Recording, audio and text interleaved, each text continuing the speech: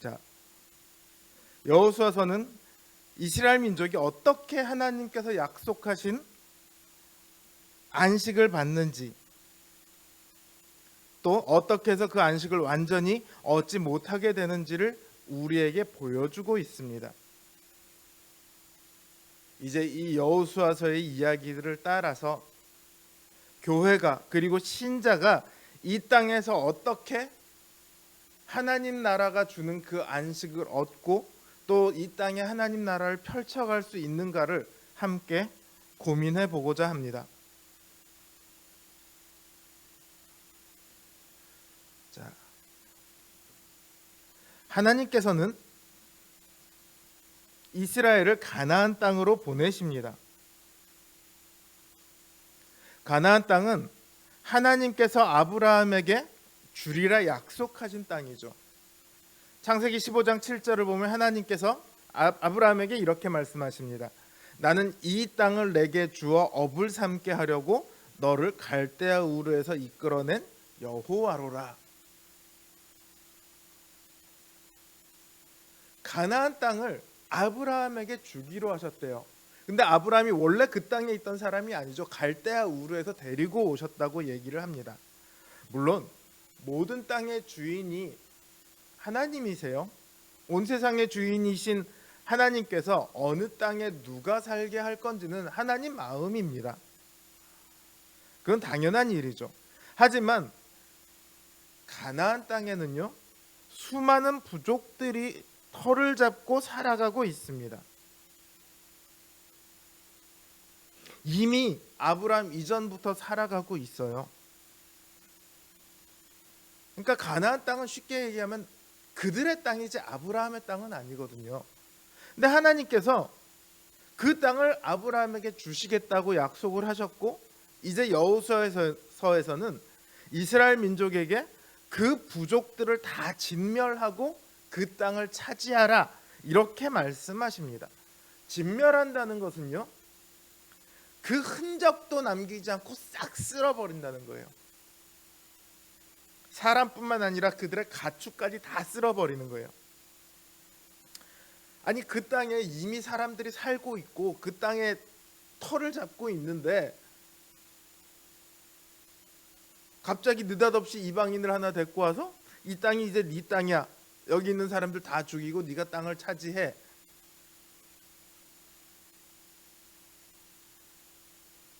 하나님이 너무 무자비한 거 아니냐, 무슨 폭군이냐, 이런 질문이 충분히 나올 수 있죠. 실제로 많은 신학자들은 이 질문에 대답을 하기 위해서 여러 가지 연구를 하곤 했습니다.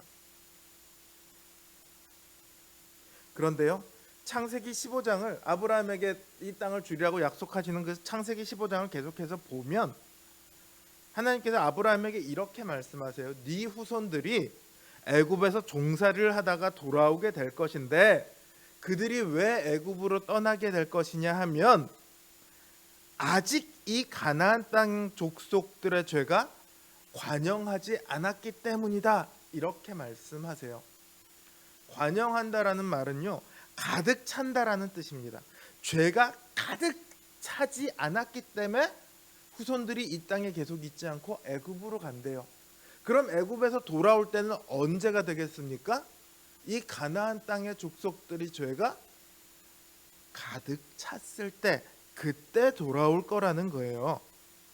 그러니까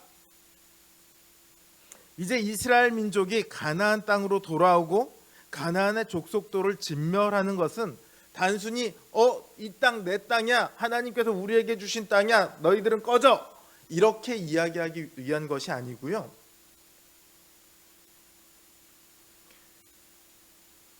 그들의 악이 가득하기 때문에 하나님께서 이스라엘 민족을 통해 그 땅을 심판하고 그 땅을 정화하도록 그렇게 지금 하고 계시는 거예요.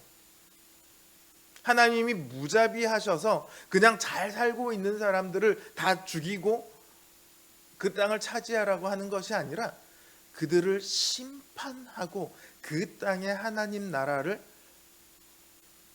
세우겠다, 하나님께서는 이렇게 말씀하시는 거죠. 이제 이스라엘 민족은 그 하나님의 뜻을 따라 가나안 족속들과 싸워야 합니다. 가나안 족속들이 어떤 사람들입니까? 보기만 해도 주눅이 들 만큼 기골이 장대한 사람들이에요. 바로 이전 세대들, 이들의 부모들이 정탐꾼을 보냈다가 정탐꾼의 보고를 받고 저들은 너무 강해 보이니까 우리가 감히 상대도 못하겠다. 애굽으로 차라리 돌아가자. 이 이야기를 했다가 하나님의 진노를 받아서 이 가나안 땅에 못 들어오게 되지 않았습니까? 그만큼 그들은 보기만 해도 두려운 존재들입니다. 그런데 그들이 40년 사이에 갑자기 키가 줄어들고 덩치가 줄어들고 갑자기 그렇게 되었을까요?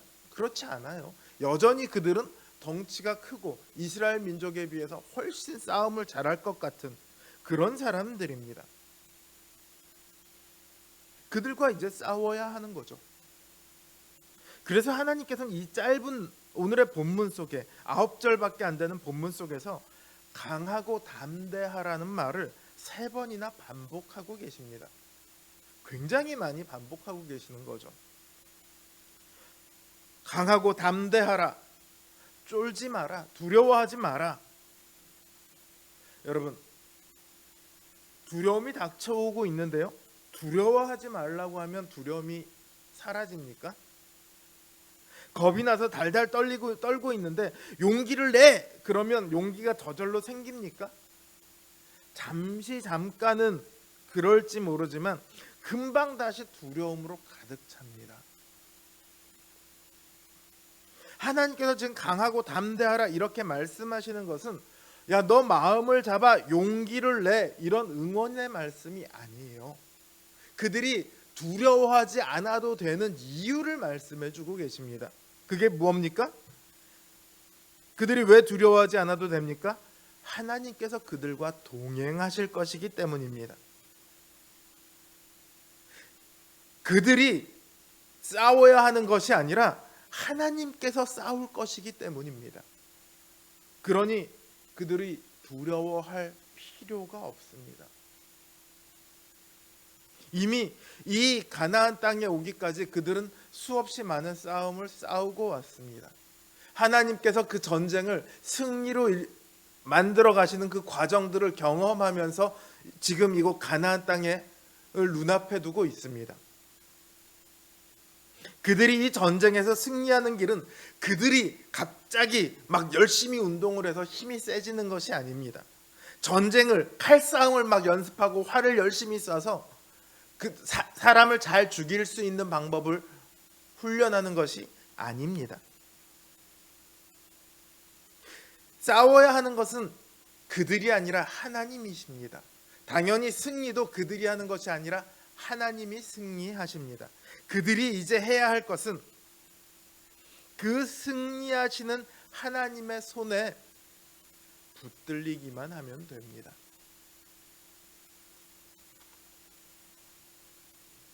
하나님께서는 말씀하십니다. 이 율법책을 내 입에서 떠나지 말게 하며 주야로 그것을 묵상하여 그 가운데 기록한 대로 다 지켜 행하라. 그리하면 내 길이 평탄하게 될 것이라. 내가 형통하리라.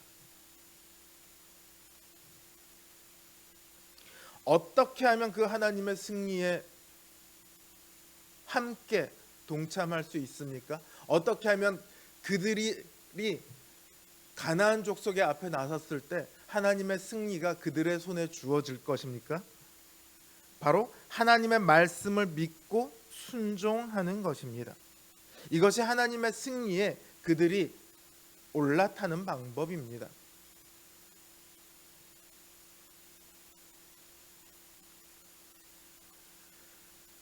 이스라엘 민족이 치러야 할 전쟁은요, 오늘날 신자들이 이 세상에서 살아가야 하는 그 삶과 전혀 다르지 않습니다. 신자들은 이 땅에 하나님의 이름으로 싸워야 하는 사람입니다.